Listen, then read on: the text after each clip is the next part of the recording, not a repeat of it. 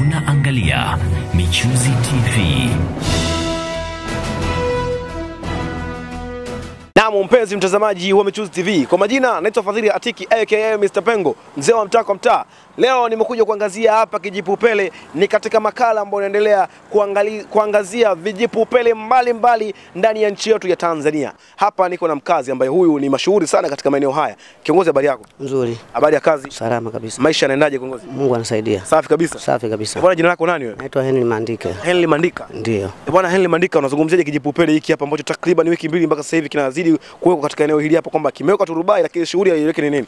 Walianza kama masiara, ilikuwa maji yanavuja kidogo, tukajua labda wanakarabati, sasa hivi wanaondoka. Wakachimba mpaka kule. Kwa hiyo tumefanya kufukia tu. Mpaka leo hii wamepotea, hatuelewi walikoishia. Lina muda mrefu, shida sana. Si wote tuna magari hapa. Tunakupita tabu. Yaani mpaka sasa hivi wiki mbili zinapita. Wiki mbili zinapita mpaka sasa hivi. Mbili zinapita Na hakuna mtu yote tangu baada ya wiki hizo mbili kupita, hakuna mtu yote aliyekajaga unyayo wake kuja katika maeneo. Hakuna, toka walifunga barabara kabisa na hii unaoona hivi. Lakini sasa hivi watu wakafungua, akaamua kuwazungushia kwenye shimo lao. Labda nafikiri hiyo inatokana na nini, kwamba wao kutokuja katika maeneo haya, labda wameshindwa kazi au nini hasa? Ni uzembe tu, hata tuelewi kinacholi. Ni uzembe tu. Nini kifanyike hapo? Kutumbuliwa tu. Kutumbuliwa tu.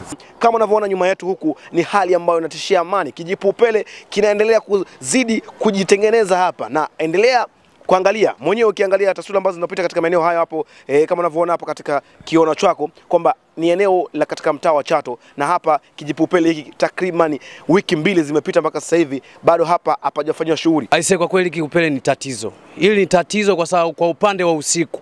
Kwa sababu hakuna alama ambayo inaelekeza kwamba kuna kitu mbele.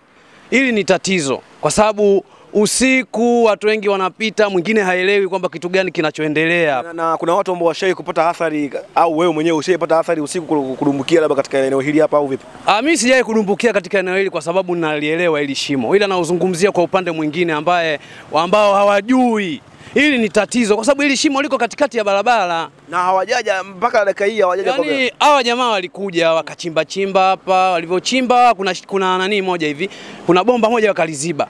Sasa katika kuziba wakajua washamaliza tatizo, mara wakaona maji mengine yanatokea upande mwingine. Yaani mpaka hapo ndio walivyoondoka wasema tutarudi mpaka leo. Kama unavyoona ulembo ule upambo hapa kwamba sherehe inahitajika kufanyika, lakini sherehe mpaka sasa hivi haijafanyika. Nini hasa wahusika? Wahusika wa hili mmekwama nini? Hebu jamani, tukumbuke katika kazi tu, serikali ya hapa kazi tu, inabidi tufanye kazi kweli kweli.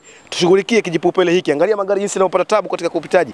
Angalia jinsi wapita njia wanavyoshughulikia katika maeneo haya. Hii ni barabara ambayo ni pendwa sana katika jiji hili la Dar es Salaam. Lakini tunageuza maeneo haya ni kama maeneo yale ambayo tunayajua si huko mtaani kwetu.